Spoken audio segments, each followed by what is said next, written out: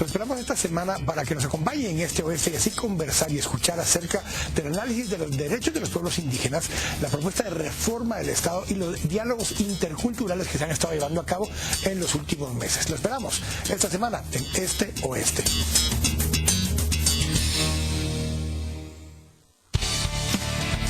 A continuación, Este Oeste.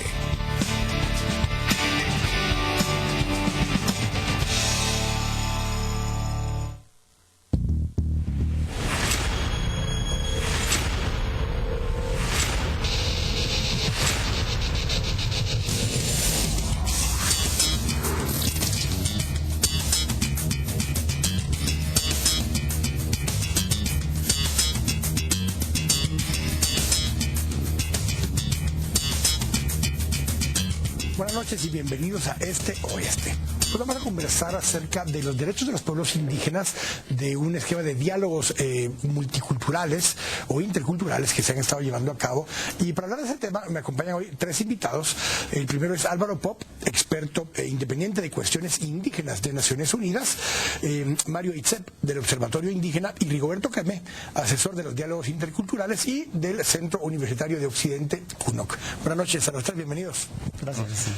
Y gracias por acompañarnos hoy en la noche. Y le voy a pedir a Álvaro, tal vez que iniciemos contigo. Tú acabas de presentar hace unos días, hace unas semanas, la evaluación del cumplimiento de la Declaración de los Derechos de los Pueblos Indígenas. Hablemos un poco de qué fue lo que presentaste, qué es lo que nos indica esto acerca de los derechos de pueblos indígenas aquí en Guatemala.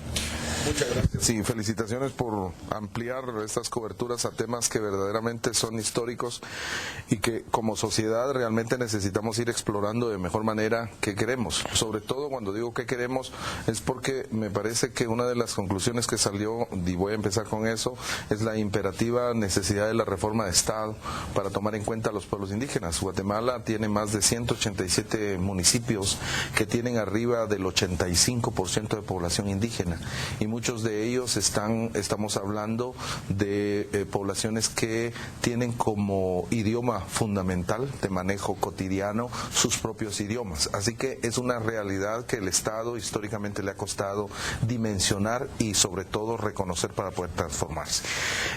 El contexto es que como experto independiente de cuestiones indígenas de Naciones Unidas he pedido dos tareas para tener en Guatemala específicamente. La primera, la realización de un encuentro internacional de todos los expertos que Naciones Unidas tienen el tema.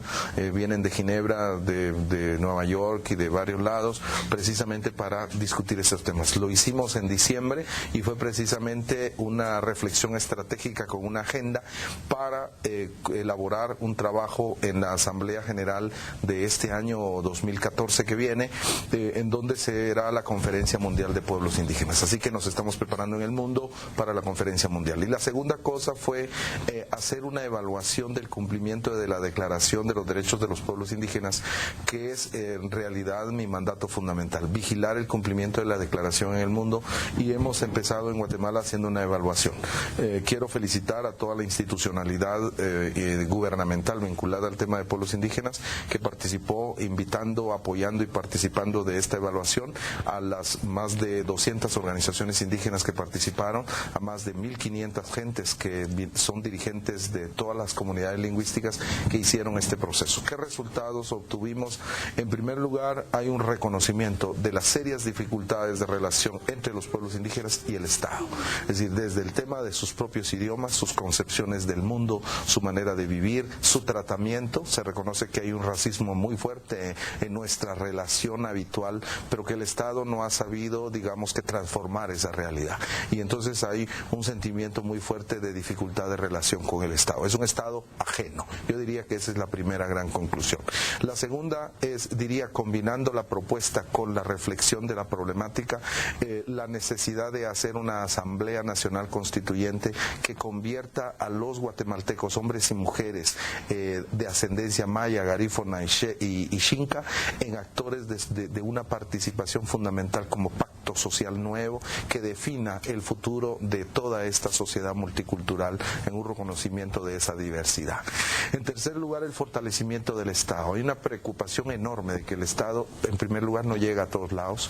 Entonces no tenemos salud, educación, coberturas en la administración de justicia, en la persecución penal. Es un Estado tremendamente débil, pero muy fuerte en términos de la protección de ciertos intereses. Hay una inquietud en la población, estamos hablando de más de 1.500 gentes que participaron con calidades de liderazgo, que si hiciéramos una encuesta es una muestra verdaderamente significativa. Muy a grandes rasgos y tal vez está muy largo en este tiempo, pero ese es el resultado de una evaluación que presentamos en mayo en Nueva York ante la Asamblea del Consejo Económico y Social y ante más de 2.000 dirigentes del mundo indígenas que participan del Foro Permanente de Cuestiones Indígenas de Naciones Unidas. Vamos a profundizar acerca de algunos de los temas que planteaste a lo largo del programa, pero me quiero saltar hasta este lado con Rigoberto y hacerte la pregunta desde dos perspectivas. Una, como político y como líder que ha sido también en Xela, fuiste alcalde en Xela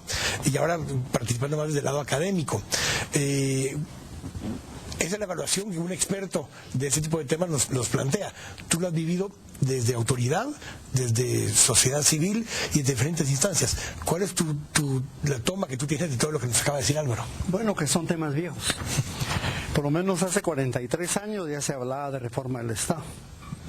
Entonces la preocupación que a mí me nace no es que si se reforma o no se reforma el Estado, sino por qué no se ha reformado. Durante 43 años han habido esas demandas, no es nada nuevo. En diferentes instancias, diferentes actores, diferentes sectores. ¿Ha habido avances de alguna forma? No, yo digo que no. Las reformas que se han hecho son solo superficiales y que no favorecen a los pueblos indígenas. Entonces, la preocupación es por qué no se reforma el Estado.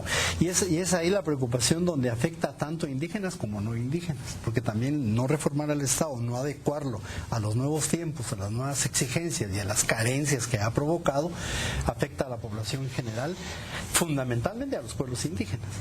Pero a mí lo que me preocupa es que son 43 años que venimos diciendo lo mismo y todavía no aterrizamos. Yo creo que todavía nos hace falta tener claridad por dónde se tiene que reformar el Estado desde los pueblos indígenas. Hay muchas versiones y visiones.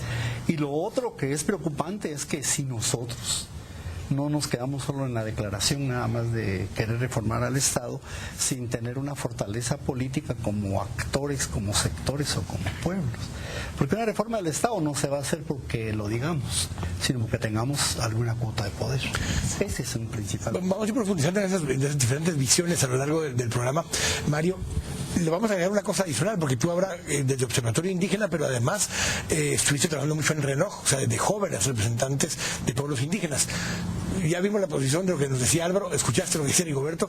¿Cómo lo ves desde esa perspectiva todavía de una generación más joven todavía, más reciente? Bueno, muchísimas gracias. Yo pienso que en principio hay que ver que el Estado está secuestrado por una élite económica. Es decir, lo que yo he tratado de visualizar y conocer en las comunidades es que al final de cuentas la población demanda, o lo que decías, es la ausencia del Estado en servicio de la salud y el agua, los servicios básicos de las comunidades. Efectivamente, no hay, el Estado no está ahí.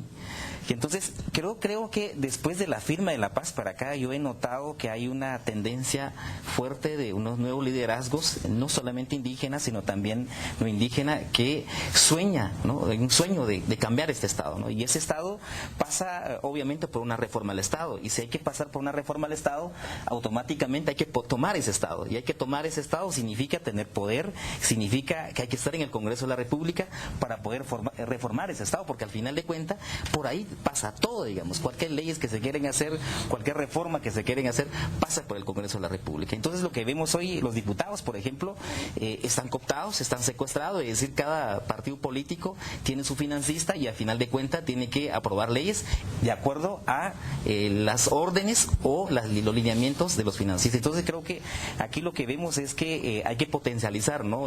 Sobre todo una participación, pero sobre todo una formación, siento yo, la ciudadanía en función de que hay que cambiar este país. vamos a ir al primer corte, pero esto nos pone un poquito sobre la mesa. ¿Estamos de acuerdo con que no se ha reformado el Estado ni se ha tomado con seriedad el tema de una reforma del Estado? ¿Estamos de acuerdo con que es un llamado de hace años, aunque hoy esté actualizado y con un respaldo de más instituciones, digamos, acuerpando este llamado? Pero también tenemos que comprender que en muchos lugares, y que tendrán una excepción, tú ya fuiste alcalde ahí, en algunas partes del Estado ha habido presencia de poblaciones o líderes indígenas, y aún en esos lugares no necesariamente se ha logrado hacer una transformación. ¿Por qué? Vamos a hablar un poquito de eso y de un esquema que está planteando Observatorio Indígena y varias organizaciones, que son estos diálogos interculturales. Le voy a pedir a Mario, al regresar del corte, que nos explique un poco de qué se trata esto, para ir agregando un par de ingredientes más a esta charla que vamos a tener. Vamos al corte. Estamos acá en Este Oeste. Nos vemos en un momento.